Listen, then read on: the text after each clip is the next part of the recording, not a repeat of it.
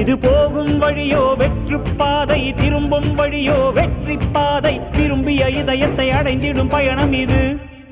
கடல் தாண்டும் பறவைக்கெல்லாம் வழியில் மரங்கள் கிடையாது. ஆனாலும் கண்டம் தாண்டும் சிறகுகள் வலிக்காது.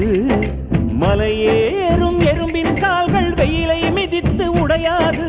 மனதோடு காதல் வந்தால் மனிதா தடையேது.